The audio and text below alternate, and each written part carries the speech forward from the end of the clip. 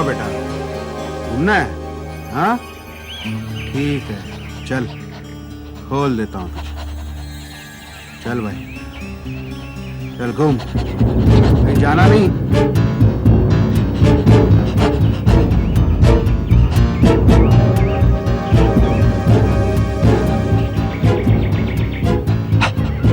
नौशी, क्या हुआ?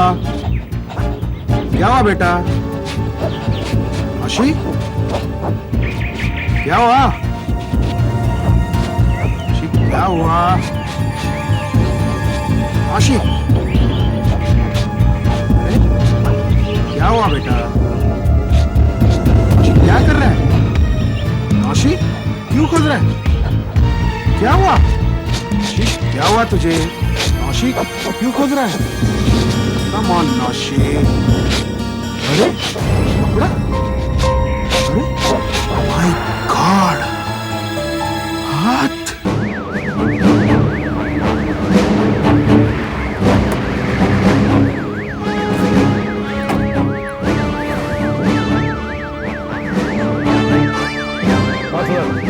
कहाँ पर है?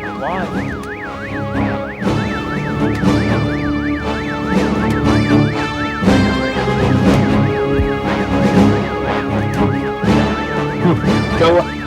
सर ये मिस्टर मूर्ति अपने कुत्ते के साथ यहाँ वॉक के लाए थे सर। इनके कुत्ते ने यहाँ खोद दिया सर, ये देखिए। मूर्ति साहब बताइए। कुछ नहीं, बस कुत्ता यहाँ और खोदने लगा। सारे इलाके को अच्छी तरह से तलाश करो, शायद बाकी हिस्से भी मिल जाए। वैसे मुश्किल है फिर भी, मगर सबसे पहले हमें ये हाथ फोरेंसिक लैब भेजना चाहिए। वहीं से काफी कुछ पता चल जाएगा। हाथ काफी सड़ गया है। हाँ, मगर आप जरा ध्यान से देखिए और बताइए।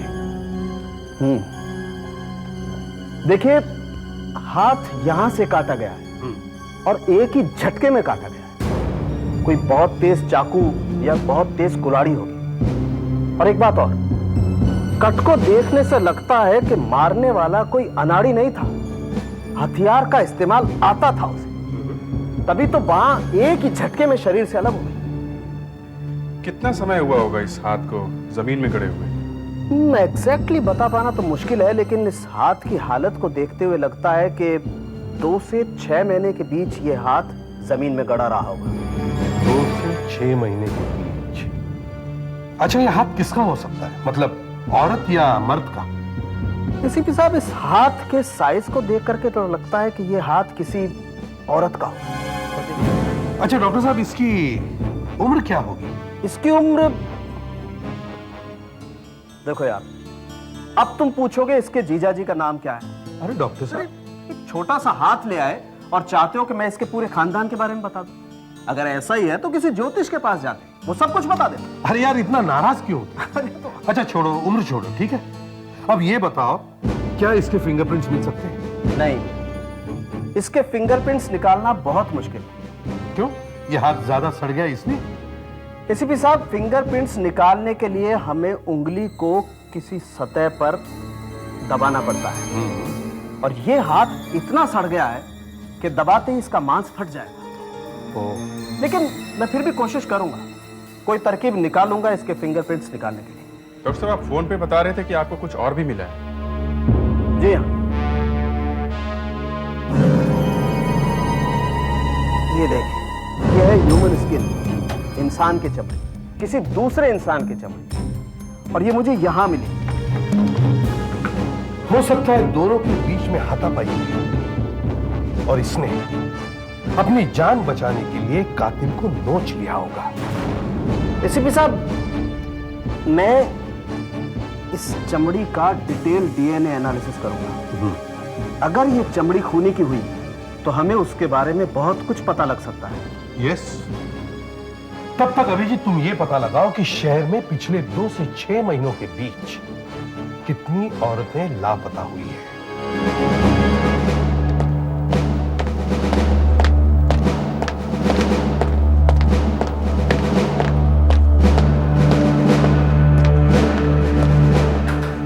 सर, हमने कुछ साड़ी की दुकानों पर पूछताछ की है। उनका कहना है ये प्रिंट काफी आम है, वेरी कॉमन सर। ये साड़ी बेंगलोर में बनती है और इसकी कीमत करीब 900 रुपए है। शहर की तकरीबन हर दुकान पर मिलती है, इसलिए पता करना काफी मुश्किल है कि किसने ली है और किस दुकान से खरीदी गई है। ओ, अभिजीत, और एक बात, ये देखो, मुझे अंदाजा ही नहीं था कि एक साल में इतने सारे लोग लापता हो जाते हैं। और पिछले 6 महीनों में इस शहर में से 95 औरतें गायब हो गई हैं।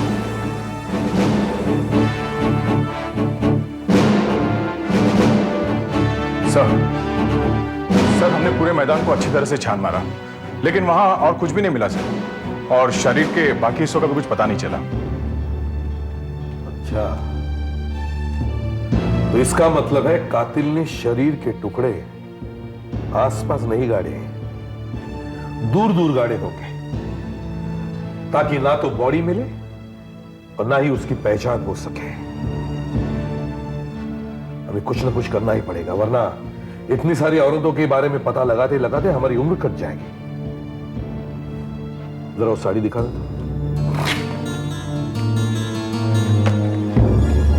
देखते हैं इससे कुछ पता चलता है क्या।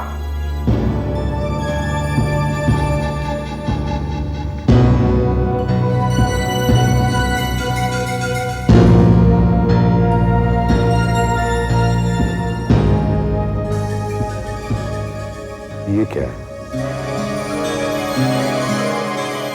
निशान से लग रहा है सर। सर, जरा ट्रेल आउट।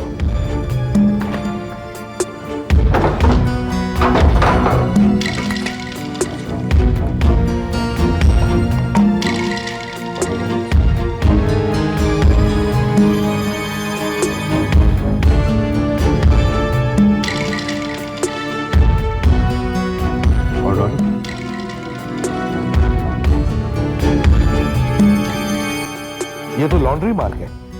लगता है किसी ने साड़ी लॉन्ड्री में देकर ड्राई क्लीन करवाई है और ये उसी लॉन्ड्री का निशान है। अच्छा सिस्टम है ये, क्योंकि शहर के काफी सारे लॉन्ड्री वाले अपने कपड़े ड्राई क्लीन करवाने के लिए एक ही जगह देते हैं और इसलिए वो अपना अपना एक अलग निशान लगाते हैं। पता लगाओ ये किस लॉन्ड्री का निशान है। नाखून से मिली चमड़ी का टेस्ट हो गया है। ये किसी इंसान की ही चमड़ी है और वो भी किसी आदमी की, और उसका ब्लड ग्रुप है ARH नेगेटिव। लगता है आजकल बहुत ओवरटाइम कर रहे हो डॉक्टर साहब। नई नई तरकीब ढूंढ रहे हो क्या? बीवी ने घर से बाहर निकाल दिया क्या? ये मेरा कमाल नहीं है भाई, ये तो DNA टेस्ट का कमाल है। अच्छा, मैंने ओवरटाइम किया है फिंगरप्रिंट्स निकालने के लिए। मैंने सोचा फिंगरप्रिंट्स छाप नहीं सकते हैं तो चमड़ी तो निकाल सकते हैं। वो कैसे? देखिए, मैं आपके सामने निकाल के दिखाता हूं।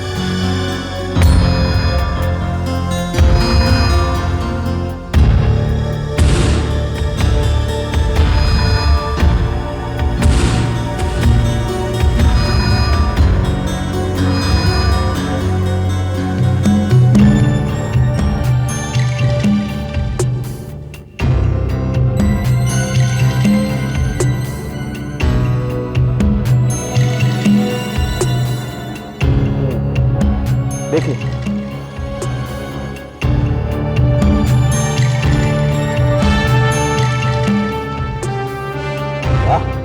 इस बार तो कमाल कर दिया डॉक्टर साहब, फिंगरप्रिंट साफ दिखाई दे रहा है। अब मैं इसका फोटो निकालूंगा। लो भाई, इसका फोटो निकालो।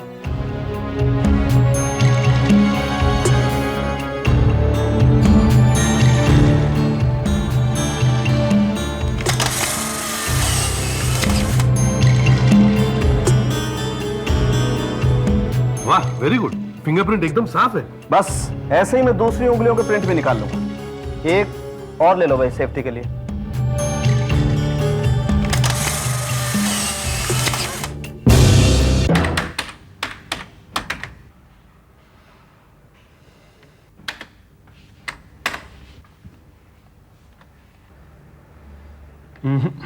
नो सर, कोई फायदा नहीं। हमारे रिकॉर्ड में ये फिंगरप्रिंट्स नहीं है। मुझे तो पहले से ही पता था कि तुम्हें कुछ नहीं मिलेगा।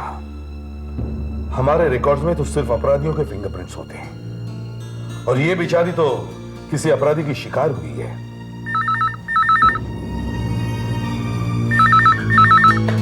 बोलो। हाँ दया बोलो। लॉन्ड्री मिल गई? Very good. कहाँ है? सांता क्रूज ईस्ट। नाम? Viking laundry. ठीक है, पहुंचता हूं।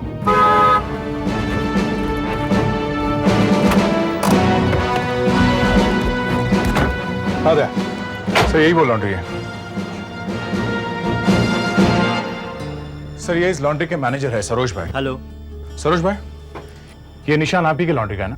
जी हाँ, ये निशान हमारी लॉन्ड्री का है, लेकिन ये बताना मुश्किल है कि ये साड़ी किसने यहाँ दी थी, और ये भी बताना मुश्किल है कि कब दी थी। अच्छा, क्यों? क्योंकि सर ये बिल बुक पर कपड़ों के कलर नहीं लिखते हैं। अच्छा सरोज भाई, ये बताइए आपके कस्टमर्स ज्यादातर कहां से आते हैं? सर मोस्टली मेरे कस्टमर्स जो हैं 8th रोड से लेकर 14th रोड तक की जो प्रतीक कॉलोनी है ना, वहीं से आते हैं। I see। सर ये एरिया मिडिल क्लास एरिया है सर। अच्छा दया, तुम एक काम करो, इनकी एक एक बिल बुक चेक करो और पता लगाओ पिछले 6 महीनों में कितने घरों में से यहाँ साड़ियां ड्राई क्लीनिंग के लिए आई थी। इस साड़ी के टुकड़े का फोटो भी खींच लो और फिर सब घरों में जाकर देखो कि किसने ये साड़ी यहाँ ड्राई क्लीनिंग के लिए दी थी। और अगर घर मिल भी जाता है तो ये पता लगाओ कि क्या उस घर में से कोई औरत लापता है क्या।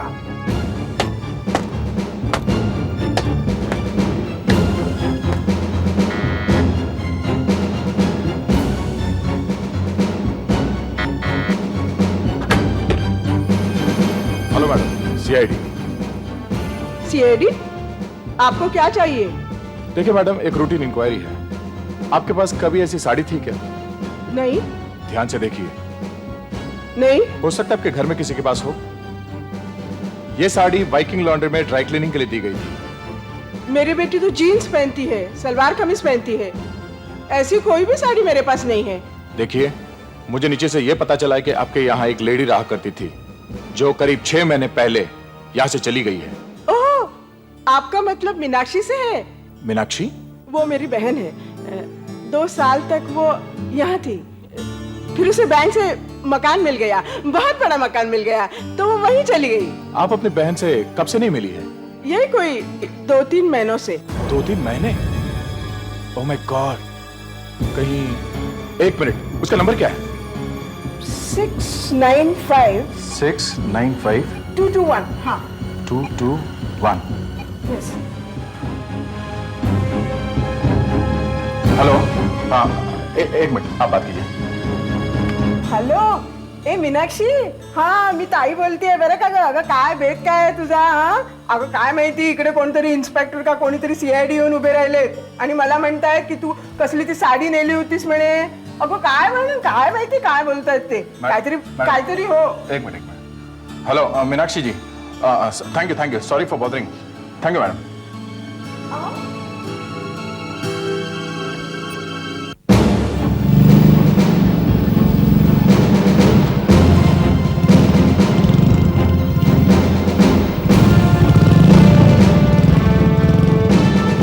सर। हाँ, कुछ पता चला? सर 5 घर हमने चेक कर लिए, मगर उससे कुछ मालूम नहीं पड़ रहा है सर. हाँ? जो घर मैंने चेक किए उनमें भी कोई नहीं मिला, और ऐसा भी नहीं लग रहा है कि कोई झूठ बोल रहा हो. दया के साथ भी यही हो रहा है. इस बिल्डिंग में 2 फ्लैट बाकी हैं. 12 नंबर मिसेस शाह का और 19 नंबर मिसेस पटेल का. तुम लोग इंक्वायरी चालू रखो, मैं देखता हूँ. Okay sir.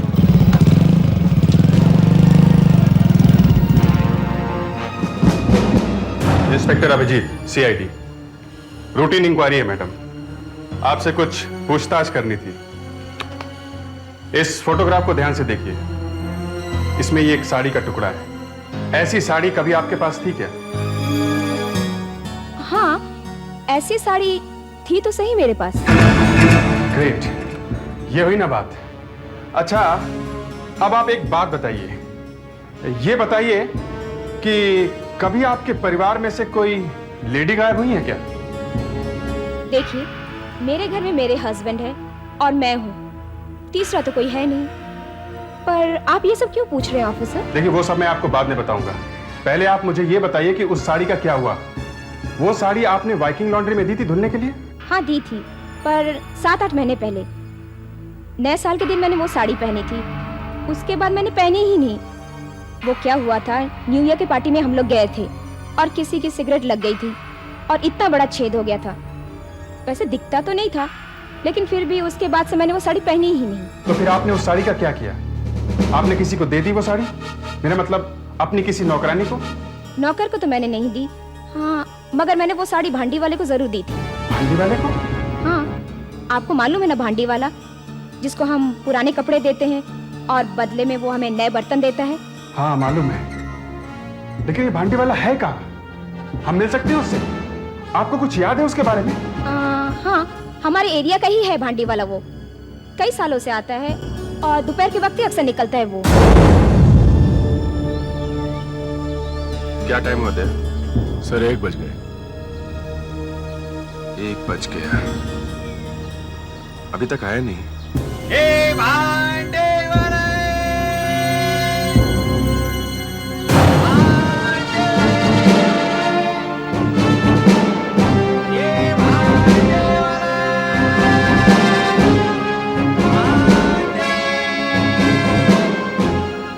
गया सर। मिसेस शाह को बुला के लाओ। Yes sir.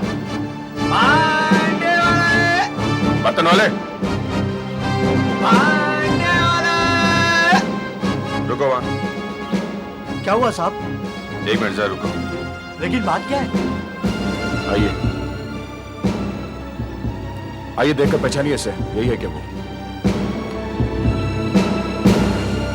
हाँ, यही है वो, इसी को मैंने वो साड़ी दी थी। पर क्या हुआ मैडम? देखो, हम सीआईडी वाले हैं, तुम्हें हमारे साथ ब्यूरो चलना पड़ेगा। घबरा मत बेटा, कुछ नहीं होगा। ले चॉकलेट खा ले, मेरे खा ले। बाबू को क्यों लाए हो यहाँ? बेटे, तेरे बापू हमारी मदद करने आए हैं यहाँ पे। हाँ, तू अच्छा बेटा है ना? हाँ, रो मत। ले, जितनी चाहे चॉकलेट ले। पहचानते हो इसे? मिसेस शाह ने दी थी 6 महीने पहले। इसमें सिगरेट का छेद था। साहब, हमारा तो रोज का काम है साहब, कि बर्तन देते हैं और कपड़ा लेते हैं। लेकिन सारे कपड़े तो हमें याद नहीं रहते साहब ना। लेकिन मेब साहब ने कहा है तो सच ही कहा होगा। ले गए होंगे साड़ी हम साहब। लेकिन साहब बात क्या है? अच्छा, तुम ये साड़ी वाड़ी कपड़े वगैरह जो ले जाते हो, उसका क्या करते हो? हाँ बताओ, क्या करते हो? साहब मैं वो करते क्या? वो साहब मैं इसका अच्छा, ये लड़का कौन? मेरा बेटा है साहब। बेटा है? दिमाग कहाँ है? वो अब नहीं साहब। नहीं। क्यों? क्या हुआ उसे? क्या हुआ तुम्हारे? देखो, साड़ी के इस टुकड़े में हमें एक औरत का हाथ मिला है, कटा हुआ, समझे? कटा हुआ हाथ साड़ी में?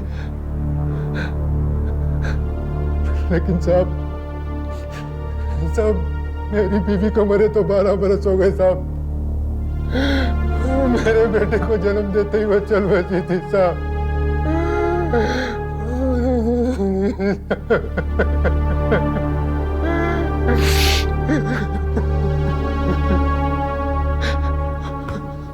सॉरी, लो पानी पीजिए।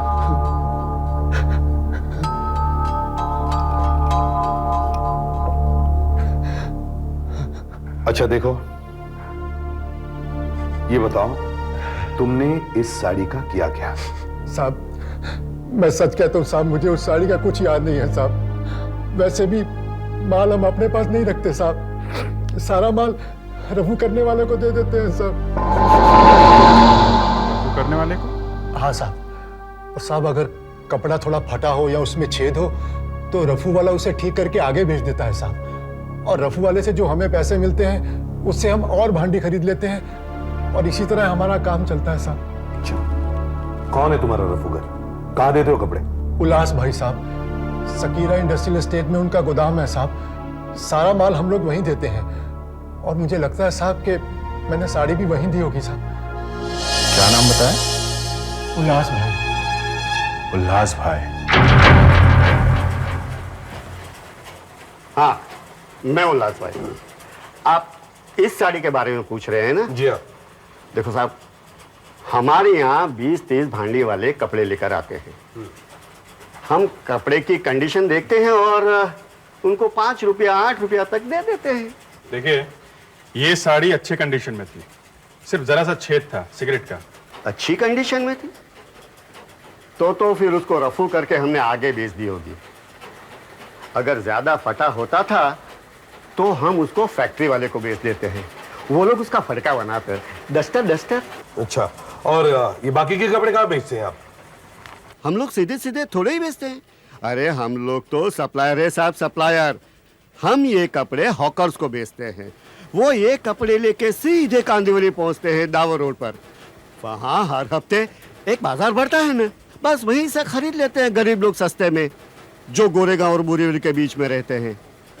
इसका मतलब है साड़ी दावर रोड से किसी के घर पहुंची, वहां उसके टुकड़े हुए और एक टुकड़े में वो कटा हुआ हाथ लपेटा गया। मैंने आपको दिखाया था ना कि इस हाथ की उंगलियों में नेल पॉलिश लगी हुई। वो नेल पॉलिश काफी हल्की क्वालिटी, सस्ते किस्म की, ऐसी जो कि जनरली फुटपाथ वगैरह पे बिका करती है।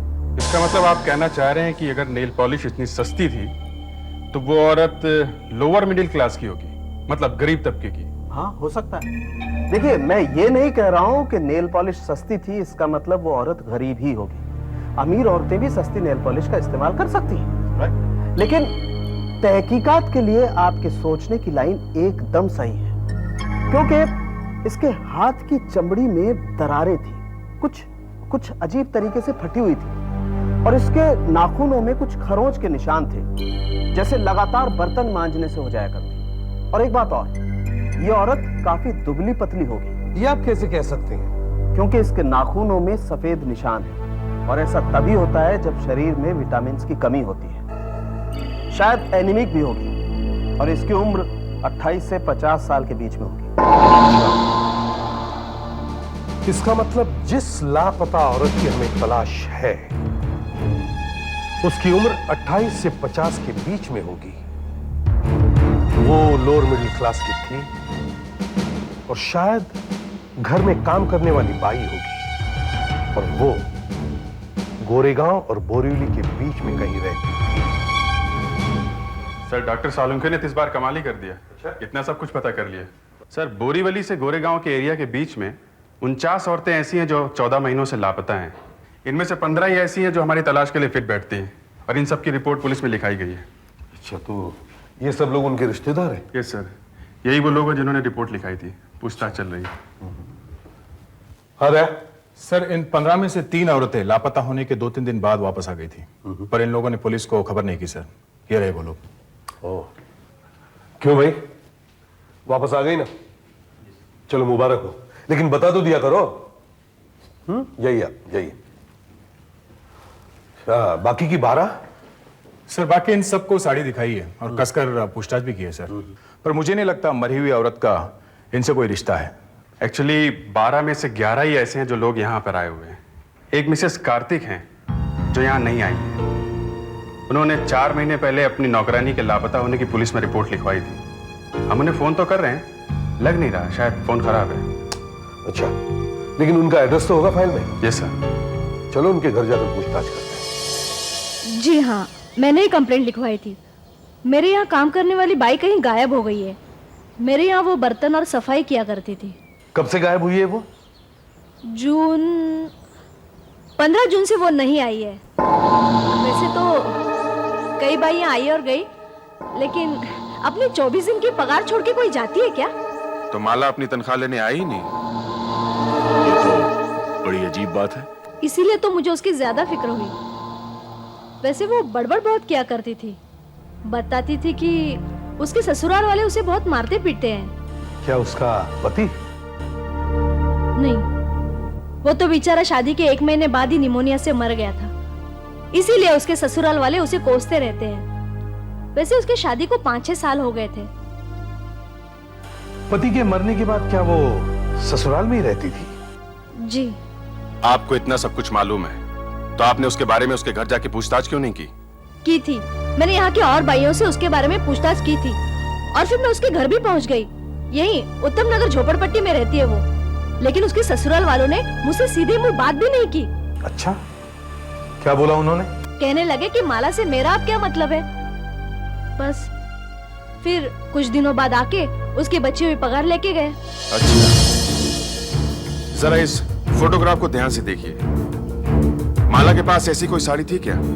हाँ थी तो सही, ऐसी एक साड़ी उसके पास। अच्छा, क्या वो नेल पॉलिश लगाती थी? हाँ, वैसे वो थोड़ी बंठन कर ही रहती थी। एक दो बार तो मैंने उसे अपना परफ्यूम लगाते हुए भी पकड़ा था। आप हमें माला का पता दीजिए जल्दी से। हाँ, नवरंग चौल, खोली नंबर 64, उत्तम नगर। हमें क्या पता कहाँ चली गई माला, अब वो यहाँ नहीं रहती। आपकी बहू है और आप लोगों को पता नहीं वो कहाँ गई? देखिए साहब, जब तक विक्रम जिंदा था वो हमारी बहू थी। मनहूस आते ही हमारे बेटे को खा गई। अब पता नहीं कहाँ दफा हो गई 3 महीने पहले से। अरे ये आप क्या कर रहे हैं? उसका कोई सामान है, कपड़े वगैरह? अरे यही पड़ा होगा, बहुत सब सामान तो हमने फेंक दिया उसका। अच्छा, उसकी ऐसी कोई चीज जिसे उसके जाने के बाद आप लोगों ने हाथ नहीं लगाया हो? मतलब कोई ड्रम, कोई बॉक्स वगैरह? अब कहा ना साहब, कुछ नहीं, सब फेंक दिया ना हमने। सब फेंक दिया हमने। सब फेंक दिया साहब, सब फेंक दिया। लेकिन आप लोग माला के बारे में इतना क्यों पूछ रहे हैं? नहीं, आखिर मामला क्या है? मामला छोड़ो, ये बताओ कि कोई चीज है कि नहीं, बस। 1 मिनट, मैं बताती हूँ। क्या है? उसके सिंगार का डब्बा पड़ा है, और क्या? सुना आपने? श्रृंगार का डब्बा। अरे पति के मरने बाद कुछ श्रृंगार करता है क्या? लेकिन उसे तो ऐसी हवा लगी कि बस कुछ मत पूछो। ये क्या रहा? हाथ मत लगाइए, बस यही से बताइए कहाँ है? ये क्या है?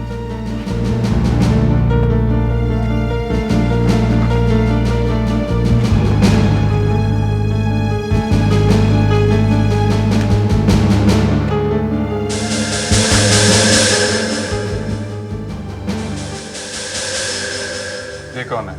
माला? माला सर। इसे हम ले जाते हैं, इसे हम ले जाते हैं। और दया, इनको भी ब्यूरो ले चलो। अरे लेकिन हमने क्या किया? अरे लेकिन हमने क्या किया साहब? अच्छा, एक मिनट, कपड़े तो पहनने दो। हाँ पहनो। ये बात गलत है। चलो।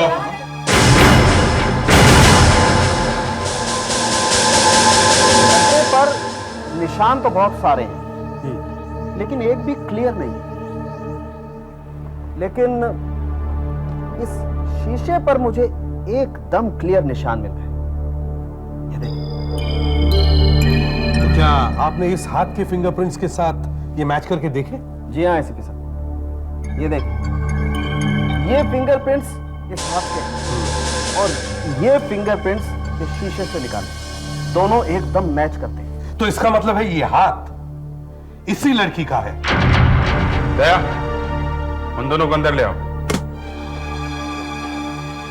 ये आप हमें कहाँ ले? हमें कहाँ ले आए? नहीं, लेकिन अब हमने किया क्या साहब? लेकिन आइए आइए आइए, इधर आइए, यहाँ खड़े हुए।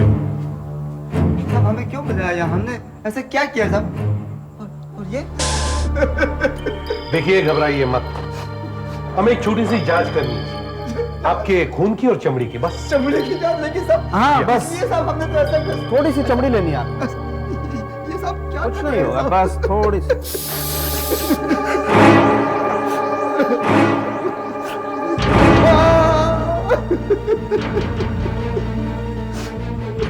ये मेरा भी होगा?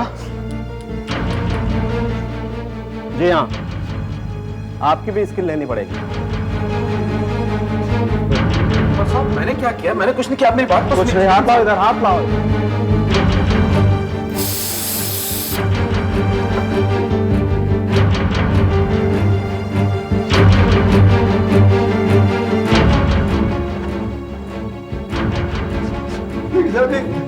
किस लिए? अभी सब पता चल जाएगा। दया, काम होने के बाद इन्हें ऑफिस ले आना। बस मुझे भी आधा घंटा लगेगा इसकी जांच करने में। क्या भला मर गई? ये आप क्या कर रहे साहब? हमने नहीं मारा साहब उसे। हमने नहीं मारा साहब, नहीं मारा। देखो, हमें एक खेत में कटा हुआ हाथ मिला है, साड़ी के टुकड़े में लिपटा हुआ, समझे? और हमें ये मालूम है कि वो कटा हुआ हाथ तुम्हारी बहू माला का है। देखिए साहब, हमने माला को नहीं मारा, बिल्कुल नहीं। हमने तो आज तक उसे हाथ तक नहीं लगाया। खून करने का तो बकवास मत करो। हमने पड़ोसियों से सब पता कर लिया है। उन्होंने अक्सर तुम्हारे घर से माला के चीखने चिल्लाने की आवाजें सुनी है। बहुत पीटते थे ना तुम उसे? माला ने अपने मालकिन को ही बताया था कि तुम लोग उसे बहुत मारते थे, समझे? हाँ साहब, घर में थोड़ी बहुत मारपीट तो साहब हुआ करती थी, लेकिन हमने उससे खून नहीं किया साहब। हमने खून नहीं किया उसका। साहब, विक्रम भैया के मरने के बाद कुछ दिन तक वो एकदम सीधे से रही। उसके बाद तो साहब वो ऐसी बदली कि क्या कहूं। इतना फैशन, एकदम फिल्मी हीरोइन के माफिक। साहब, विधवा जैसी तो वो बिल्कुल नहीं लगती थी। फिर मैंने उसे एक दो आदमी उसे बातचीत करते देखा, तब मुझे बहुत गुस्सा आया था साहब। बस यही बात है साहब, यही बात थी। लेकिन हमने उसके अंदर नहीं की साहब, नहीं किया हमने उसके अंदर। जल्दी ही पता चल जाएगा। हमें उसके नाखूनों में फंसा किसी की चमड़ी का टुकड़ा मिला है और वो कातिल का ही है, यह हमें पता है। अगर वो तुम दोनों में से किसी का निकला तो सीधा जेल जाओगे, फांसी भी हो सकती है, समझे? रिपोर्ट अभी आने ही वाली है।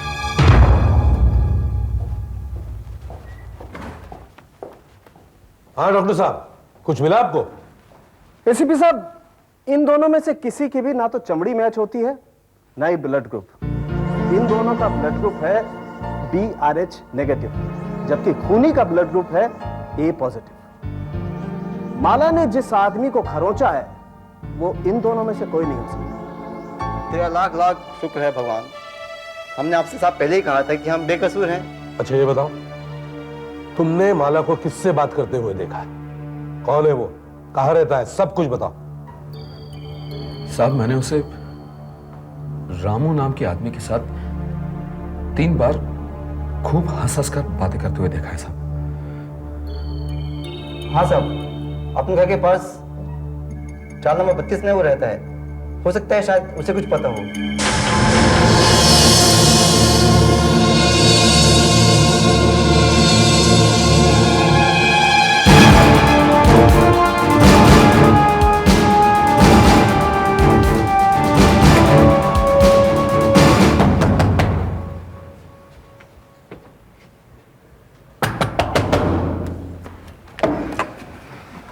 रामू तो ये? हाँ, मैं ही रामू। क्या चाहिए? कौन है आप लोग? माला के बारे में क्या जानते हो?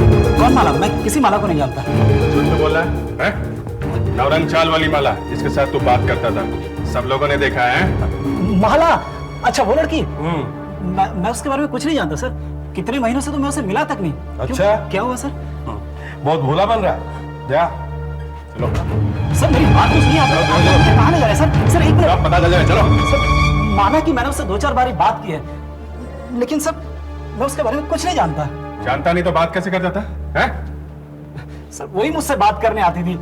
वो जब भी आती थी वीरू के बारे में पूछती थी, कहाँ है वो, कब आएगा वो। इससे ज्यादा मैं कुछ नहीं जानता उसके बारे में सर। ये वीरू कौन है? मेरा भाई है सर। कहाँ है वो? सर, वो अपनी बीवी को बस स्टॉप पे छोड़ के नौकरी पे गया है। आता ही होगा सर। 8 बजे तक उसकी दुकान बंद हो जाती है। कहाँ काम करता है वो? यहीं पास में sir, Vincent cold storage station के पास। क्या काम करता है वहाँ? मटन काटता है। मटन काटता है? देखिए, हाथ यहां से काटा गया और एक ही झटके में काटा गया। कोई बहुत तेज चाकू या बहुत तेज कुल्हाड़ी होगी। और एक बात और, कट को देखने से लगता है कि मारने वाला कोई अनाड़ी नहीं था, हथियार का इस्तेमाल आता था, तभी तो वहां एक ही झटके में शरीर से अलग। वीरू कहाँ है? कहाँ वीरू? सर, वो तो वहां दुकान पे। अरे वीरू सर, वो वीरू एक मिनट, CID वाले आए हैं। तो मेरी दोस्त है ना माला, उसके बारे में पूछ रहे हैं। क्यों मारा तुमने माला को? क्यों मारा? नहीं मारा। हमें देखकर भागे क्यों वहां से? मैं डर गया था साहब। बकवास मत कर, चुप। उस दिन माला ने नीली साड़ी पहनी थी ना, वही साड़ी जो तुमने उसे खरीद कर दी थी कांदिवली से, और फिर तुमने उसके शरीर के टुकड़ों को उसी साड़ी में लपेट दिया।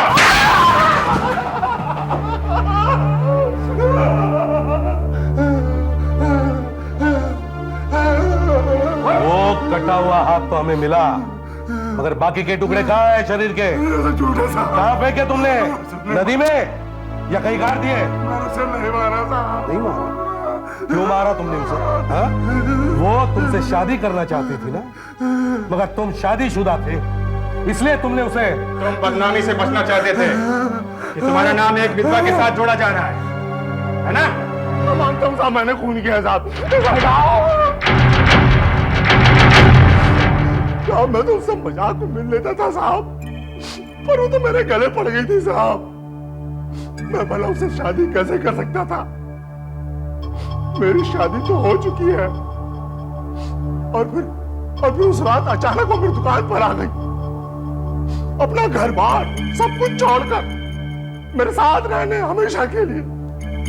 मैं उसे कहा था साहब, मैं डर गया था साहब। मैंने सोचा कि क्यों न इस सिरदर्द को हमेशा के लिए खत्म कर दूं। मैंने अपना मटन काटने का छुरा उठाया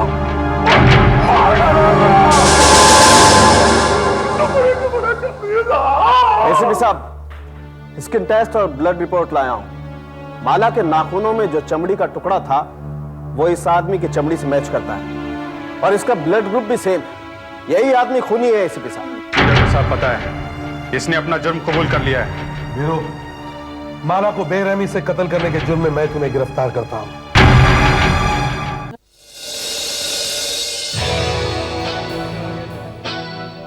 रात को बहुत गजब।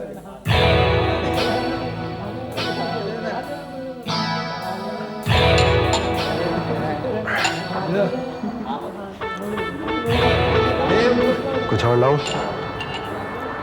बिल्ला।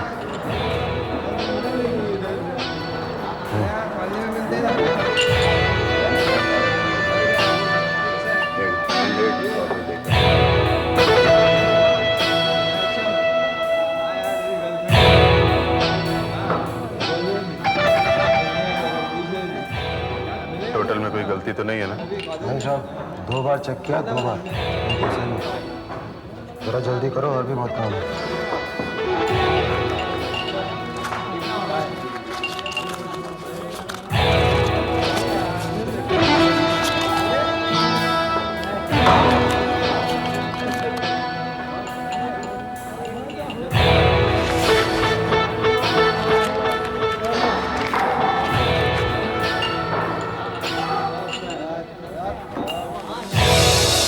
एसीपी साहब का फोन आया था सुबह, कह रहे थे कि दिल्ली से अगले हफ्ते तक वापस आ जाएंगे। तब तक हमें वो मानिकलाल मर्डर केस के पेपर वर्क को दया, जबरदस्त खबर है। बिल्लू खटकी का पता चल गया। वो पेट्रोल पंप डकैती केस वाला? हाँ वही। खबरी ने बताया कि 21 सितंबर को वो अपनी बहन की शादी में कलकत्ता जाने वाला है। वो अपना नौरंग बार वाला खबरी, जहां बिल्लू अक्सर जाता है।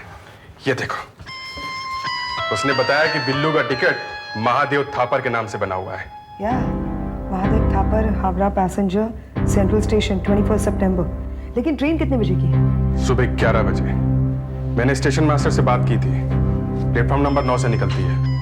वहां पे तो हमें बहुत सावधानी बरतनी होगी। जरा सी भी लापरवाही बहुत खतरनाक साबित हो सकती है। कहीं गोली वोली चल गई तो? बिल्लू बिना हथियार के चलता भी नहीं है। ये रेलवे स्टेशन का नक्शा है। ये हावड़ा एक्सप्रेस इस प्लेटफॉर्म नंबर 9 पर आएगी। उस समय यहाँ पर 8 नंबर खाली रहता है, क्योंकि यहाँ पहली गाड़ी 12 बजे आती है दिल्ली से। अब प्लेटफॉर्म नंबर 9 पर पहुंचने के लिए एक एंट्रेंस ये है, और दूसरा प्लेटफॉर्म नंबर 8 से भी जाया जा सकता है यहाँ से। तो फिर हम ये एंट्रेंस बंद कर देते हैं। हो ना हो बिल्लू यहाँ इस प्लेटफॉर्म नंबर 8 से इस रास्ते से आ सकता है। उस वक्त हम यहाँ पर उसका इंतजार कर रहे होंगे। रेलवे वालों से बात कर लो, उनके स्टाफ की जगह हम लोग वहां रहेंगे।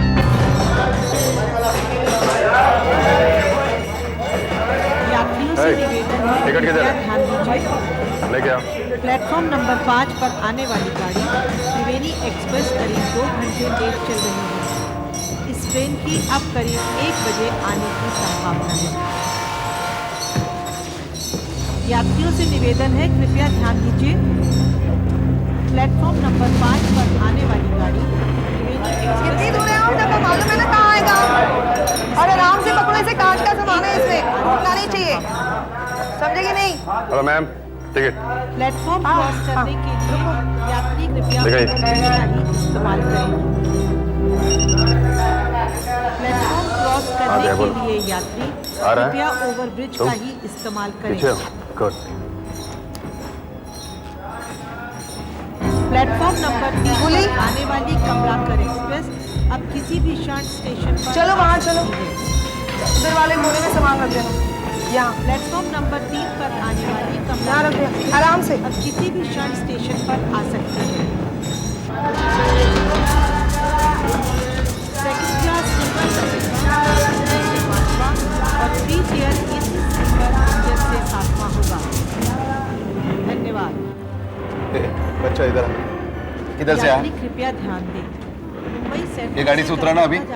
टिकट किधर है? पैसेंजर गाड़ी अपने टिकट किधर है? समय पर प्लेटफॉर्म नंबर 9 ए बच्चा रुक जा, रे बच्चा रुक जा, रुक जा। कृपया ध्यान दें, मुंबई सेंट्रल से कलकत्ता जाने वाली बिल्लो बिल्लो सरेंडर करते हैं। ये मार रहा है क्या मैं? बिल्लो ये आगे मत बढ़ना बिल्लो, आगे मत बढ़ना, गोली मार दूंगा बिल्लो, गोली मार दूंगा बिल्लो। गन गन नीचे फेंको, देखो मैं कह रहा हूँ पिस्तौल फेंक दो।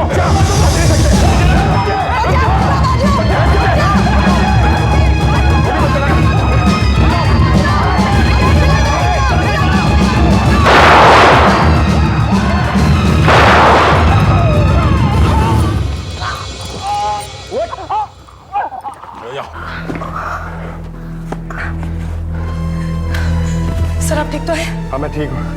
ये लड़का बीच में आ गया इसलिए गोली नहीं चला सका। कौन है ये? सर ये लड़का डेक्कन एक्सप्रेस से अभी उतरा है, इसके पास टिकट नहीं है और ये अकेला है, और इसको टिकट मांगने के लिए रोका तो ये भाग गया। अच्छा कौन है तुम्हारे साथ बेटे? कोई भी नहीं। बेटा कोई तो होगा तुम्हारे साथ, तुम अकेले आए हो ट्रेन में? मेरे साथ कोई भी नहीं है।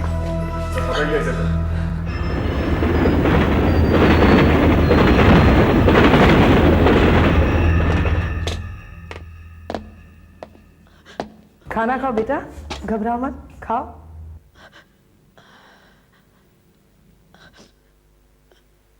अच्छा एक बात बताओ, तुम्हारा नाम क्या है? मनोहर, लेकिन माँ मुझे प्यार से मनु बुलाती थी।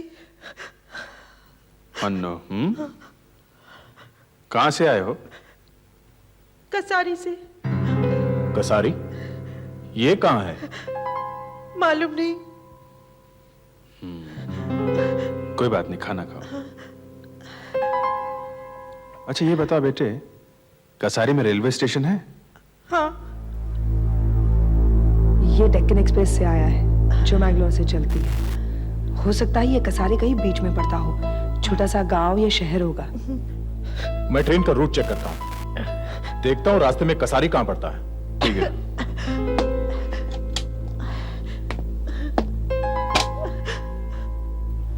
मनु, क्या तुम अपने घर से भागकर आए हो? हाँ। क्यों, एग्जाम में फेल हो गए? नहीं। किसी से झगड़ा किया? नहीं। किसी ने तुमसे कुछ कहा? नहीं, मुझे किसी ने कुछ भी नहीं कहा। कोई है ही नहीं मेरा। अम्मा थी, वो भी चली गई। क्या हुआ तुम्हारी माँ को? बुखार आ गया था, फिर भी वो काम पर चली गई। वो वहीं बेहोश होकर गिर पड़ी। पुरुषोत्तम साहब उसे म्युनिसिपल अस्पताल ले गए, बस वो वहीं मर गई।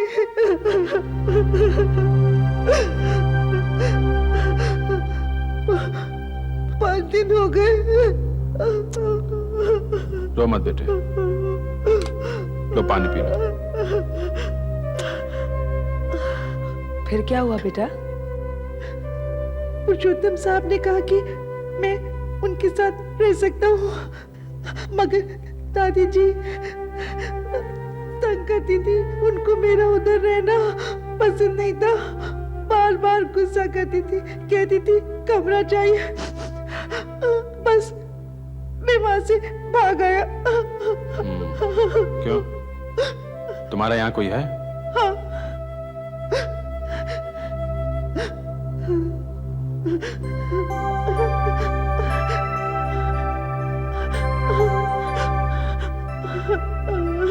ये तुम्हारे पिताजी हैं?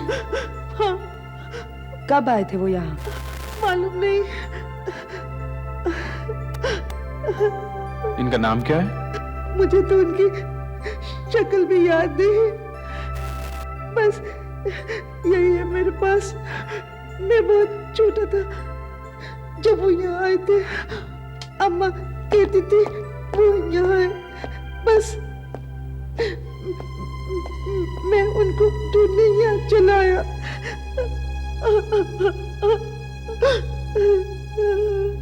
कोई बात नहीं बेटी, तुम खाना खाओ। दया वो मैप लाया है। तुम चिंता मत करो, हम तुम्हारे पापा को जरूर ढूंढ लेंगे, हैं? हाँ दया, ये देखिए सर, ये रहा कसारी। शहर है छोटा सा, मैंगलोर से 140 किलोमीटर दूर। यहाँ के पुलिस स्टेशन में कांटेक्ट करके पूरी जानकारी ले लो लड़के के बारे में। उनको बताओ कि लड़के का नाम मनोहर है, मन्नू। 5 दिन पहले म्युनिसिपल हॉस्पिटल में इसकी मां मरी थी। किसी पुरुषोत्तम नाम के आदमी ने उसे वहां भर्ती किया था। लेकिन सर, हम ऐसे केसेस लेते हैं क्या? ये लापता आदमी का मामला है। बच्चे को रिमांड होम में भेज देते हैं, जब तक उसके पिता का पता नहीं चल जाता तब तक।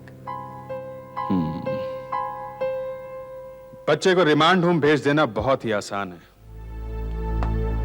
और सच्चाई से मुंह मोड़ लेना उससे भी ज्यादा आसान। बच्चा घर से भाग कर आया हुआ है, अगर वो अपने बाप से ना मिल सका तो उसके साथ कुछ भी हो सकता है। हो सकता है आगे चलकर वो गुंडा आवारा बन जाए। मुझे लगता है हमें कोशिश करनी चाहिए कि उसके बाप को जल्दी से जल्दी ढूंढ लें। I agree with you sir. तब तक मैं इसे अपने घर ले जाता हूं, जो मेरे साथ रहेगा मेरे घर पे।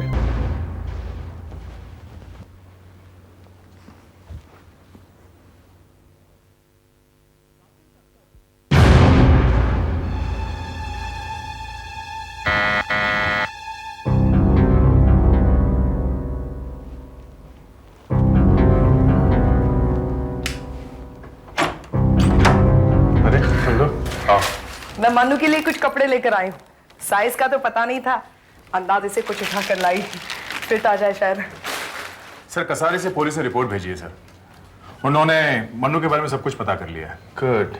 इसकी माँ का नाम निर्मला था, और इनके गांव में एक भला आदमी है पुरुषोत्तम। उसके घर के पीछे नौकरों के खोटड़ी में ये लोग रहते थे सर। पुरुषोत्तम इनका रिश्तेदार नहीं है। मन्नू के पिता पुरुषोत्तम के खेत में काम किया करते थे, इसीलिए पुरुषोत्तम को इन लोगों पर दया आ गई। लेकिन निर्मला की मौत के बाद तो मन्नू वहां से भाग गया। शायद पुरुषोत्तम की बीवी ने कुछ कह दिया होगा। इसके पिता का कुछ पता चला? हाँ सर, नाम है वासुदेव हेगड़े। कसारी में खेती करते थे सर। 7 साल पहले मुंबई आया था, तब मन्नू सिर्फ 3 साल का था सर। उसने जो आखिरी चिट्ठी मुंबई से अपने घर भेजी थी, उसमें उसने जापान जाकर पैसे कमाने की बात लिखी थी। और तभी उसने अपनी वो तस्वीर भेजी थी। उसके बाद ना तो कोई चिट्ठी लिखी ना पैसा भेजा, इसीलिए मन्नू की माँ को काम करना पड़ा सर। 7 साल से बिछड़ा हुआ है ये अपने पिता से, और उन्हें ढूंढने इतनी दूर यहाँ चला आया।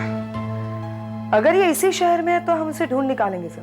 वैसे इसने जितनी भी चिट्ठियां मुंबई से कसारी को लिखी थी, उसमें से एक भी चिट्ठी वहां नहीं मिल सकी सर। इसीलिए किसी को इसका पता भी नहीं मालूम। काफी साल हो गए ना सर। क्योंकि ये जापान जाने की बात कर रहा था, इसीलिए मैं पासपोर्ट ऑफिस से ये पता करता हूँ कि वासुदेव हेगड़े नाम के किसी आदमी को कभी पासपोर्ट दिया गया है या नहीं। ठीक है। यहाँ कुछ लिखा हुआ है, साफ नहीं है, कुछ स्टैम्प सी लगती है। Green photo studio Dadar. हमें ये फोटो लेकर वहां जाना चाहिए, शायद वहां से कुछ पता चल जाए।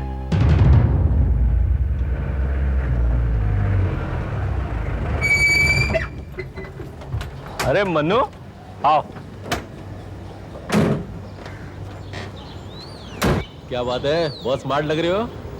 ये मनु के पापा की फोटो की कॉपीज करा लाया हूँ। मनु के पास जो फोटोग्राफ थी ना, उसी की जेरॉक्स करा ली है। ओरिजिनल फोटोग्राफ देना नहीं चाहते हैं ये। क्यों, पुलिस पर भरोसा नहीं है? मेरे पास एक ही फोटो है और कुछ भी नहीं। अगर ये भी खो गई तो मैं क्या करूँगा? ऐसे कैसे खो जाएगी बेटे, हम लोग हैं ना CID। अच्छा, वो पासपोर्ट ऑफिस से कुछ पता चला? यस सर, वासुदेव हेगड़े नाम के किसी भी आदमी को वहां से पासपोर्ट नहीं दिया गया है और ना ही कोई वीजा। इसका मतलब वो आदमी हिंदुस्तान से बाहर नहीं गया है, इसी शहर में कहीं होना चाहिए। लेकिन इतने दिनों से उसने अपने घर में चिट्ठी लिखी क्यों नहीं? हाँ दया, बोलो। फोटो स्टूडियो मिल गया? RC road.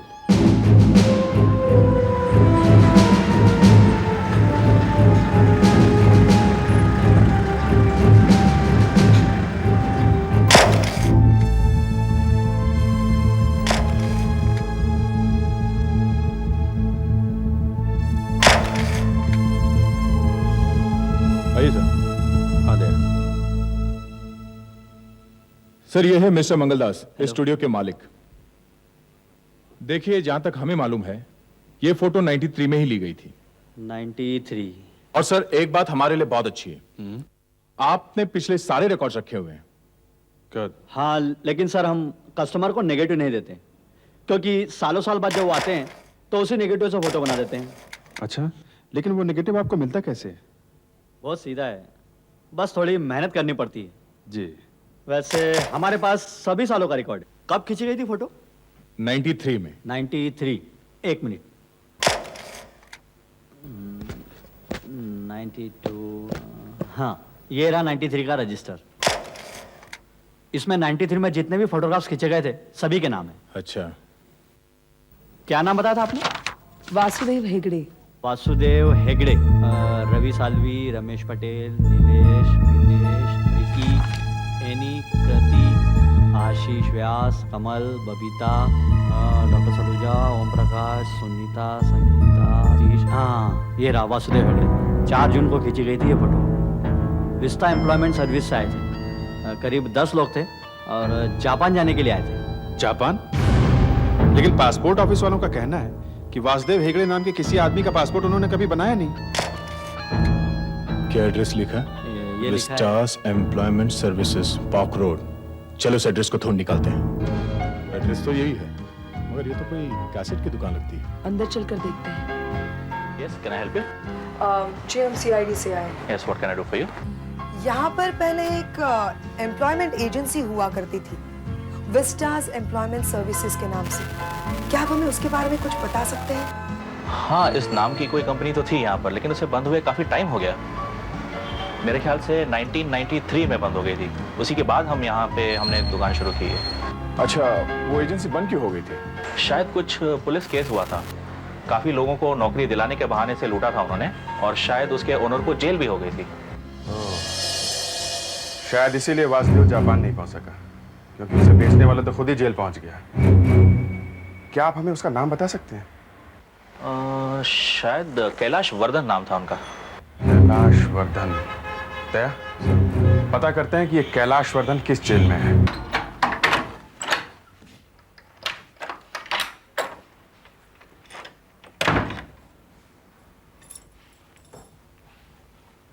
क्यों मन्नू जी, अभी तक सोए नहीं? मुझे नींद नहीं आई आज। क्यों? ऐसे ही। ओहो। एक बात बताइए, वो फोटो किसकी है? वो फोटो? हाँ।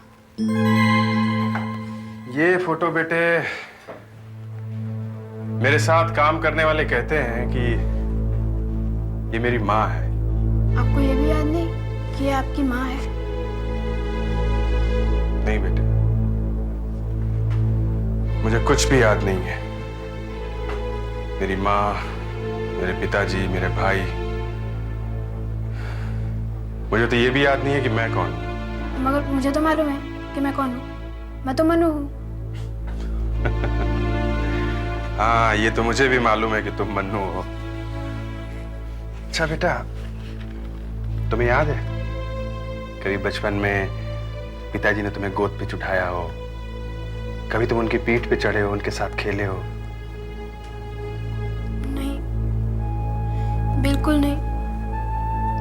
कभी कभी मैं अपनी आंखें बंद कर कर याद करने की कोशिश करता हूँ, मगर मुझे कुछ तो याद नहीं आता। बस पिताजी का एक धुंधला सा चेहरा दिखाई पड़ता है।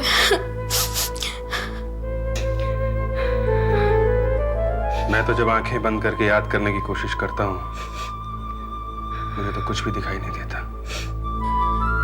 क्या आपके माँ बाप आपको छोड़कर चले गए थे? नहीं बेटे, वो मुझे छोड़कर कभी नहीं गए। वो तो मैं ही हूं जो सब कुछ भूल गया। मैं बहुत कोशिश करता हूं सब कुछ याद आ जाए, लेकिन कुछ भी याद नहीं आता, कुछ भी दिखाई नहीं देता। सिर्फ अंधेरा ही अंधेरा।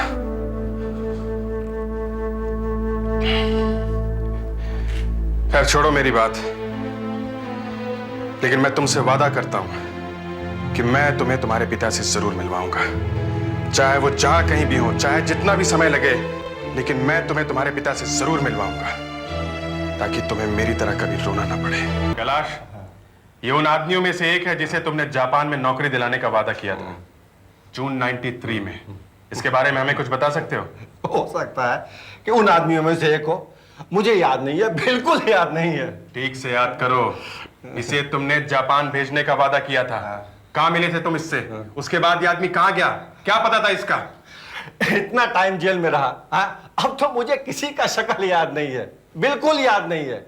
अरे अपनी जिंदगी भर की कमाई कोई किसी अनजान आदमी के कहने पर लुटा दे तो इसमें मैं क्या कर सकता हूं? अगर बकरा कसाई के दरवाजे पे खुद आ जाए तो इसमें उसकी क्या गलती? अरे मेरे हाथों तो इतने आदमी बेवकूफ बन चुके हैं कि मुझे तो खुद भी याद नहीं है। सर, जब कैलाश को जेल भेजा गया होगा तब पुलिस ने उसके ऑफिस का सारा सामान हिरासत में ले लिया होगा, तो वो सामान पुलिस के गोदाम में ही होना चाहिए sir. You are right sir, हम वही चल के देखते हैं। चल।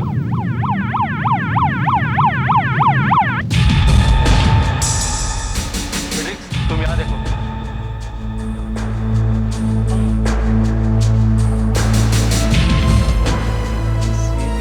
नहीं, ये भी नहीं।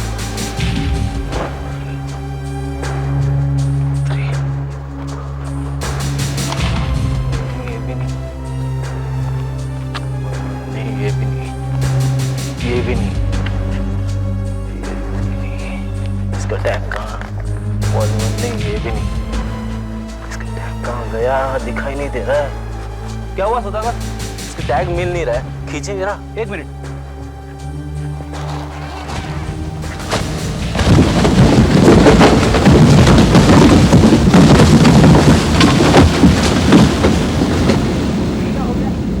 ये क्या कर दिया यार? Sorry sir. अब इनमें से कैसे ढूंढेंगे सर?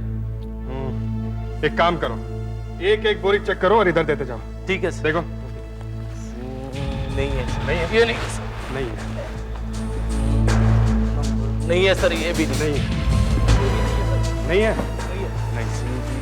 नहीं है सर। नहीं है? ये भी नहीं है सर। नहीं सर, हियरिंग मिला? CB 1123 June 93। यही है। गुड।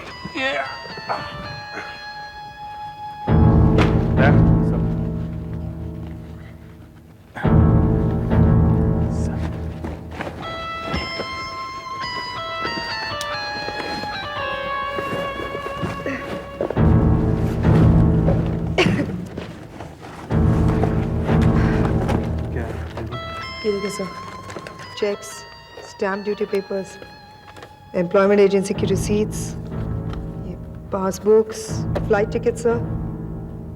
सर ये देखिए, पासपोर्ट्स। कैलाश वर्धन ने जबरदस्त चक्कर चलाया था सर, ये देखिए। सर ये वासुदेव का फाइल मिल गया? हाँ सर, ये देखिए रसीद सर, 10,500 रुपए की। वासुदेव से लिया गया था सर, कैलाश वर्धन ने लिया था। और ये है अपॉइंटमेंट लेटर, ये बायोडेटा। 1992 में लेथ ऑपरेटर के काम किया था स्वराग मिल्स में परेल। उसके बाद बाइकला में टेक्सटाइल्स में काम किया था सर, मार्गो टेक्सटाइल्स में। और ये अपॉइंटमेंट लेटर है सर। ये अपॉइंटमेंट लेटर नकली है। ऐसे नकली अपॉइंटमेंट लेटर बना के कैलाश वर्धन ने न जाने कितने लोगों को ठगा होगा। इसके बायोडाटा में पता क्या है? ये सर। 15 कोलीवाड़ा चौल, सायन।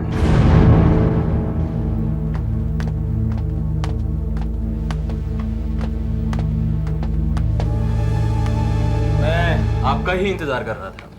सुना है कि तुम इस आदमी के बारे में जानते हो? बहुत अच्छी तरह जानता हूँ। ये वासुदेव है अपना, वासुदेव। कहाँ है ये? लेकिन ये यहाँ तो नहीं रहता, काफी साल हो गए इसको यहाँ से गए हुए। तो क्या आप हमें इसके बारे में कुछ और बता सकते हैं? सीधा साधा आदमी था साहब, फैक्ट्री में नौकरी करता था। पता नहीं एक दिन क्या हुआ, दिमाग सटक गया, नौकरी छोड़ के घर में बैठ गया। कहने लगा यहाँ कुछ मजा नहीं है, बाहर जाऊंगा, फॉरेन जाऊंगा, खूब ढेर सारा पैसा कमाऊंगा। यही बड़ी बड़ी बातें करने लगा। उसी चक्कर में बर्बाद हो गया सर। हाँ ये मालूम है हमें, उसने जितना पैसा कमाया सब एजेंट को दे दिया। ये बताओ उसके बाद क्या हुआ उसका? होना क्या था साहब, दिमाग और फिर गया, दारू पीने लगा। बिल्डिंग में रोज आना नाटक करता था, रोज रोता था, चिल्लाता था। कुछ दिन तो मैंने बर्दाश्त किया। जब उसने मेरा किराया नहीं दिया तो मैंने उसे बाहर निकाल दिया। 93-94 की बात है। पता नहीं साहब अब वो कहाँ होगा। आओ जाओ सर, आ जाए। हाँ दे बोलो। सर ये सचिन है, यहीं रहता है। इसने वासुदेव को देखा है सर। अच्छा, कब, कहाँ? देखा तो था, मगर उस बात को बहुत साल हो गए। कहाँ देखा था? वो साकेत गली है ना, विक्टोरिया थिएटर के पास, बस वहीं पर देखा था, होली के टाइम। वो क्या कर रहा था वहां पर? तो उसकी हालत तो बहुत खराब थी, मगर उसने ऐसा दिखाया जैसे वो मुझे जानता ही नहीं। बहुत बुरी हालत थी उसकी। विक्टोरिया थिएटर, साकेत गली।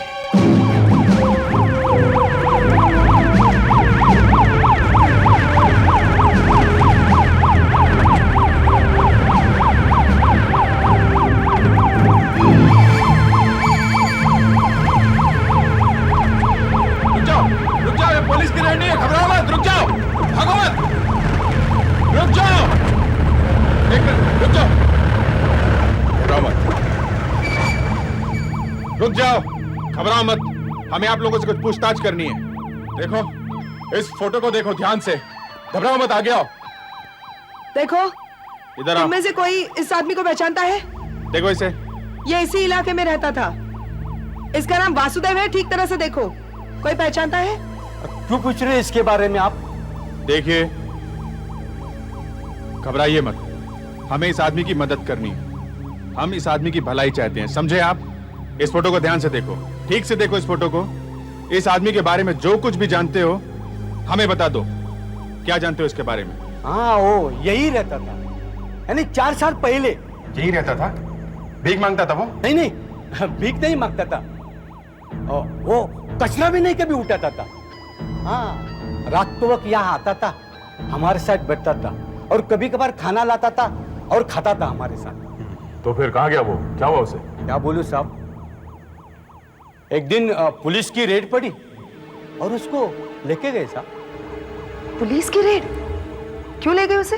क्या बताऊं साहब, कुछ चोरी का मामला था। चोरी का मामला? ये इलाका लांडे चौक पुलिस स्टेशन के अंडर आता है, उन्होंने ही रेड किया होगा। दया, वहां जाके पता करो। ये लो बेटे, और किताबें लाया हूं तुम्हारे लिए। पुरानी वाली पढ़ी? ये सब तो ठीक है, मगर आप मेरे पिताजी को कब ढूंढेंगे? ढूंढेंगे बेटे, बहुत जल्दी ढूंढ लेंगे। हाँ दया। सर ये सब इंस्पेक्टर सुरेश, पलांडे चौक पुलिस स्टेशन से। ये वासुदेव के बारे में जानते हैं। Hello sir. हेलो।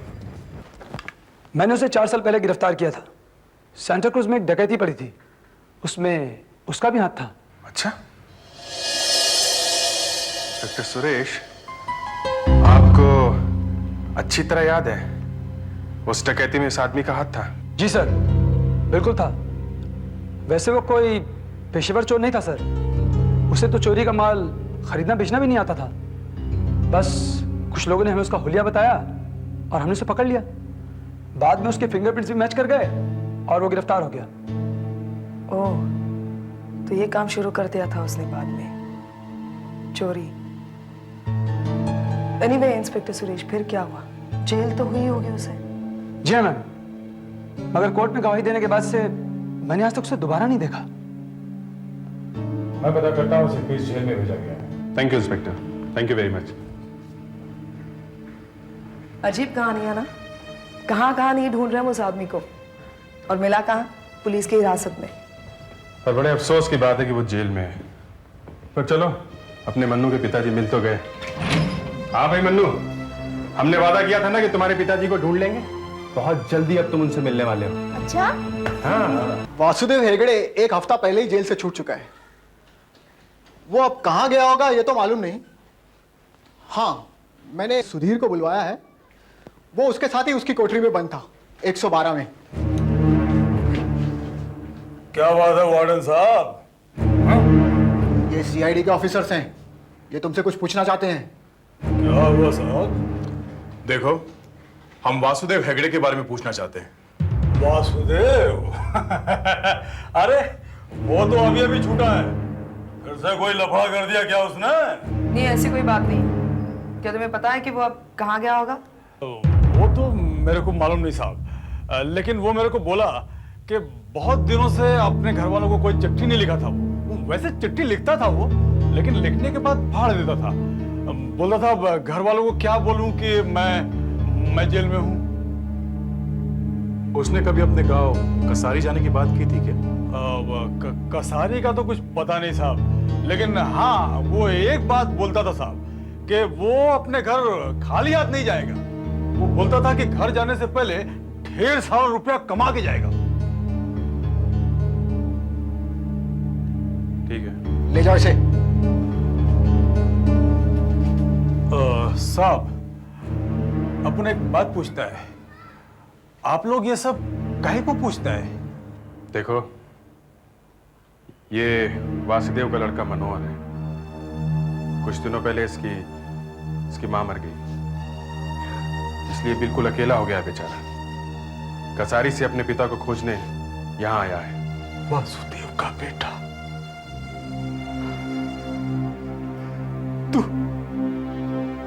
तू वासुदेव का बेटा है? हाँ? तेरा बाप तेरे को बहुत याद करता था रे, बहुत प्यार करता था तेरे को तेरा बाप। पर फिक्र नहीं, अपन है तेरे साथ, अपन है। साहब, एक बात अपन आपको बोला नहीं साहब। क्या है, अपन खाली पीली किसी को तकलीफ में नहीं डालना चाहता था, लेकिन जल्दी बताओ साहब। वो वासुदेव छूटने से पहले 125 नंबर वाले रघु के साथ बहुत बातचीत करता था साहब। वो रघु जिसको 12 साल की लगी ना साहब, उसी का साथ पता नहीं क्या क्या बात करता था साहब। पन साहब, आप अपुन का नाम नहीं लेना साहब। क्या है, रघु बहुत खतरनाक आदमी है साहब। आप अपुन का नाम नहीं लेना। 125 नंबर वाला रघु? किसने आपसे कहा ये सब बकवास? मैं वासुदेव को ठीक तरह से जानता नहीं, सिर्फ 1-2 बार मिला था, बस यूं ही दुआ सलाम के लिए। वासुदेव जेल से छूटने वाला था और फिर वो बहुत सारे पैसे कमाना चाहता था। हो सकता है तुमने ही उसे किसी चोरी वोरी के काम के बारे में बता दिया हो। मैंने कहा ना साहब, मैं कुछ नहीं जानता उसके बारे में। बेकार में खाली पीली, क्या जमाना आ गया है, जेल में भी पुलिस वाले चैन से जीने नहीं देते। चुपचाप बता दे कहाँ है वासुदेव, समझा? मुझे नहीं पता साहब। ये बस बहुत हो गया, सीधी तरीके से बता दे कि वासुदेव को तूने किस काम पे लगाया, नहीं तो सब। देखो रघु, तुमने यहाँ सिर्फ अभी 4 साल काटे और 8 साल तुम सरकारी मेहमान हो यहाँ पर। क्यों खामखा अपना जीना हराम करना चाहते हो? और मेहमानों की खातिरदारी कैसे की जाती है हम अच्छी तरह से जानते हैं। आखिरी बार शराफत से पूछ रहे हैं, बता दे अभी भी। मैंने कहा ना साहब, मैंने उसे काम पे नहीं लगाया। वो मुझसे बार बार कहता था कि उसे बहुत सारा पैसा कमाना है। मैंने उसे सिर्फ एक आदमी का पता दिया था। कौन है वो आदमी? उसका नाम नारू है। नारू? वो मलाड का मिडनाइट बार वाला? हाँ जी हाँ, मैंने वासुदेव को उसके पास भेजा था। सर नारू एक छटा हुआ बदमाश है। वो छोटे छोटे बच्चों से चोरी चकारी करवाता है। 2-4 बार अंदर भी जा चुका है सर। वो ऐसे लोगों की तलाश में रहता है जिनके पास कोई काम नहीं होता, जो पैसों के लिए कुछ भी करने को तैयार हो जाते हैं। थोड़ा सा पैसे देगा, देता क्यों नहीं? छोड़ूंगा नहीं तेरे को। ज्यादा भाव दिखाने का नहीं है, समझा? तो इसको समझाओ ना आप। चल यार पैसे लेके क्या यार, मैंने तेरे को पैसे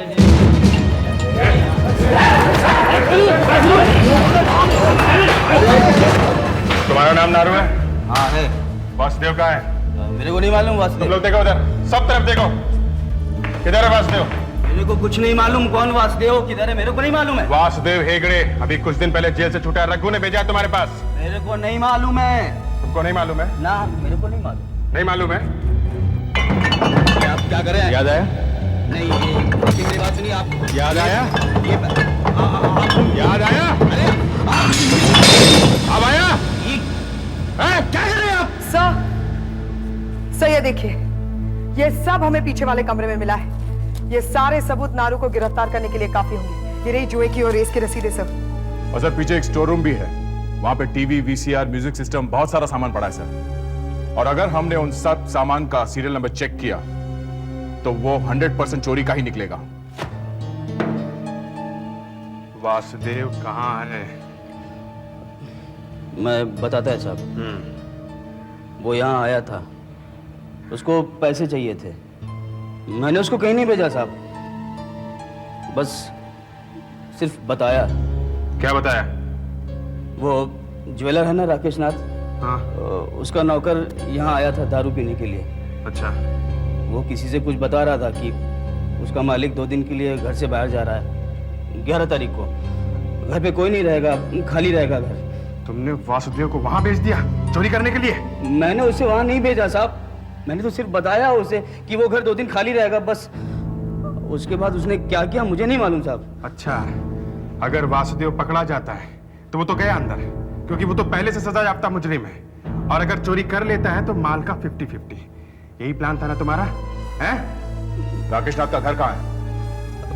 बैंड स्टैंड पर, मरीना बंगलो, 18th रोड।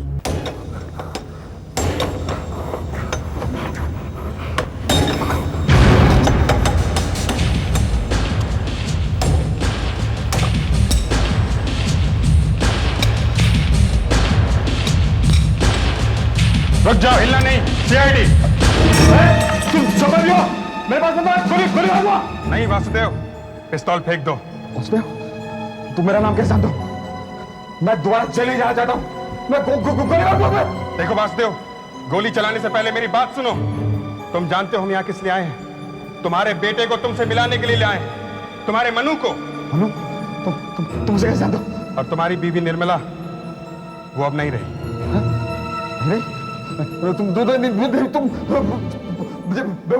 और देखो, मनु तुमसे मिलने बहुत दूर से आया है।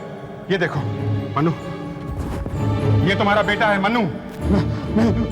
तुम्हारी किसी चाल में नहीं आऊंगा, मैं बेवकूफ नहीं बनूंगा। मतलब गोली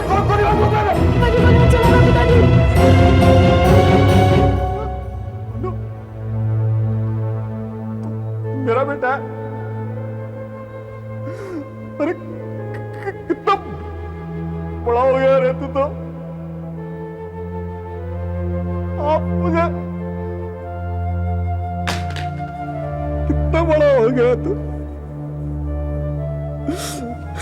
कितना बड़ा हो गया रे तू तो। क्या तेरी माँ को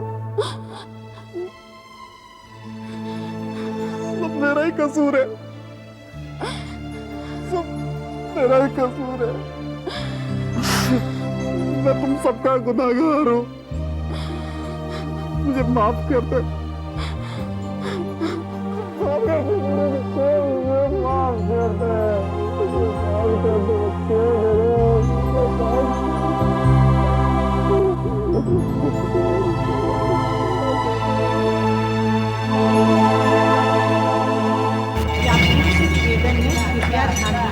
तो पूरा शुक्रिया किस तरह अदा करूं?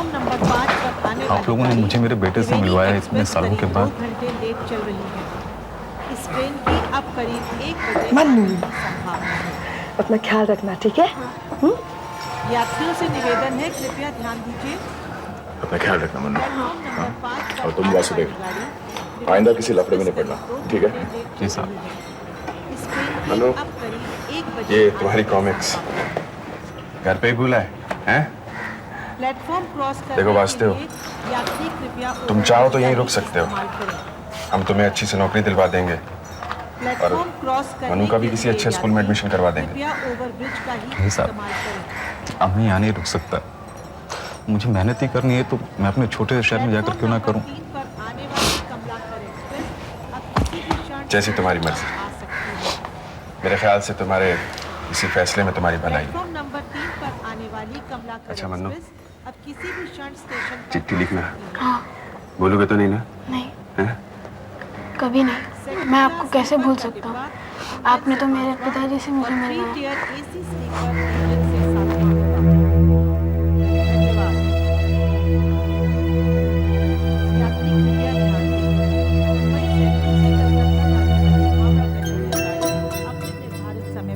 प्लेटफॉर्म नंबर 9 से छूटेगी। वहीं सेंट्रल से कलकत्ता जाने वाली हावड़ा पैसेंजर गाड़ी अपने निर्धारित समय पर प्लेटफॉर्म नंबर 9 से छूटेगी।